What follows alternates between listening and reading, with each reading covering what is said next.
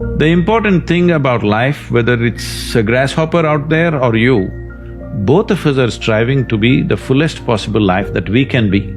A grasshopper is trying to be a full-fledged grasshopper, a human being is trying to be a full-fledged human being. So suppose you cut off one of grasshopper's legs which is supposed to hop, the hopping leg, if you take it off, have you enhanced its life, I'm asking you? No. So similarly for a human being, if you take away any of his faculties in any way, even temporarily, have you enhanced his life? No. So intoxication is just that, it is taking away your faculties for a period of time, but if you continuously do it, it'll take it away for your life. So you're taking away or subjugating your faculties for a little bit of pleasure, or maybe a lot of pleasure, whatever… however you wish to describe it. But the important thing is you're taking a backward step with life, because life can only be enhanced by sharpening and increasing our faculties, not by decreasing our faculties. Our ability to be active physically, mentally, emotionally, spiritually, if this is in any way crippled, this means we are taking a backward step, though there may be pleasure attached to it. Every human being wants his life enhanced. If you don't show them proper ways to enhance, they will find shortcuts. See, a man who goes to the bar and a man who goes to a church or a temple or whatever, they're seeking the same thing, they're trying to enhance their life, isn't it? If you do not show them a proper way, they will take whatever ways are available on the street, that's all. That's why I'm saying it's not a moral issue for me, it is just that it sets you backward. You want to go forward, but it sets you backward. Most people can't concentrate because they've never been taught how to concentrate and they don't practice it. So if we don't learn to concentrate and we don't practice it, well, obviously you can't practice something you haven't learned, then how can you be good at it? And what we practice all the time is distraction. So the more you practice distraction, the better you become at it. And people are masters at distraction. People think technology is distracting. You know, I've had so many people come up to me, hold their cell phones up to my face and go, "These things are ruining our lives." And I go, no, these things are not ruining our life. This is a beautiful piece of technology. What's ruining your life is your inability to exercise discipline around the use of it. So the idea is that you use technology as opposed to technology uses you. In the same way, you know, if you look at your whole day, how do we integrate the practice of concentration throughout everything that we do?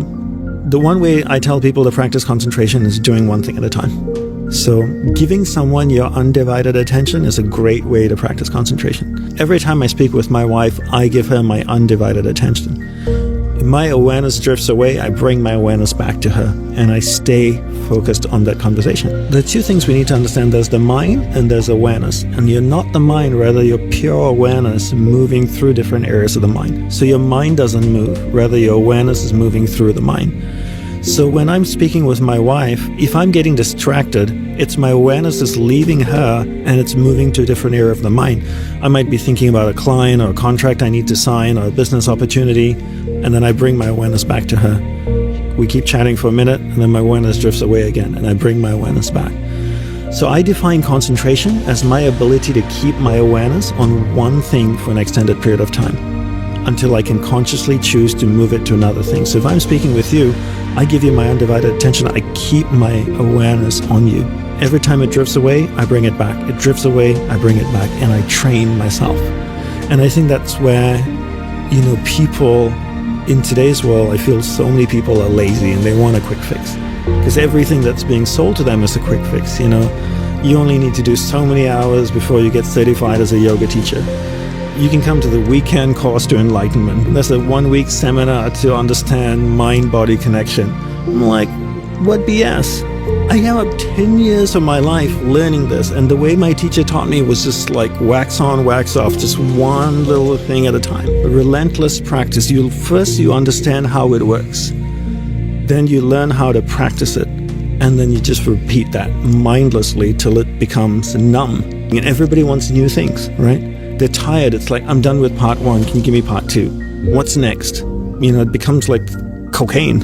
Everybody wants to learn, but nobody practices anything. And they think by learning something, you're actually maturing or becoming wiser. No, learning doesn't make you wiser if you don't implement anything that you're learning. So people are going from one course to another to another to another, And then people in my industry, the self-help industry, that's how they make the money, right? You keep selling your Yep. over and over again, and you just keep buying. And you think you're learning and growing, but you're not. Because you don't even practice the first thing you're taught. So for me, the first thing you want to learn is concentration, because if you can't concentrate, you can't solve problems.